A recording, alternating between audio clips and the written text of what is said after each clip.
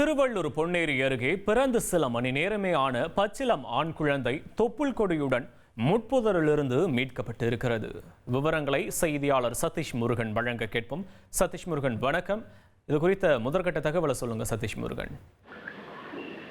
வணக்கம். திருவள்ளூர் மாவட்டம் பொன்னேரி அடுத்த ஆரணியிலிருந்து திருநிலை செல்லும் சாலையில முட்புதர் ஒன்றில் இன்று காலை குழந்தையின் அழுகுரல் சத்தம் என்பது கேட்டிருக்கிறது. உடனடியாக அந்த பகுதி மக்கள் அந்த முட்புதரில் போது சென்று பார்த்தபோது தொப்புள் கொடியுடன் பச்சிளம் குழந்தை ஆண் குழந்தை ஒன்று இருந்தது.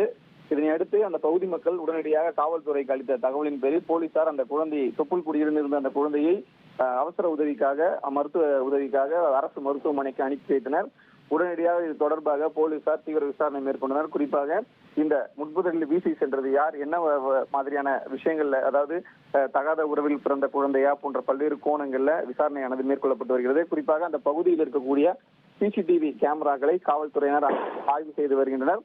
திருவள்ளூர் அடுத்த பொன்னேரி பகுதியில் முட்புதரில் தீபாவளி அன்று ஒரு ஆண் குழந்தை என்பது பச்சிளம் குழந்தை தொப்புள் கொடியுடன் வீசி சென்ற சம்பவம் அப்பகுதியில் பெரும் பரபரப்பை ஏற்படுத்தி இருக்கிறது. வரும் விவரங்களுக்கு நன்றி சதீஷ் முருகன்.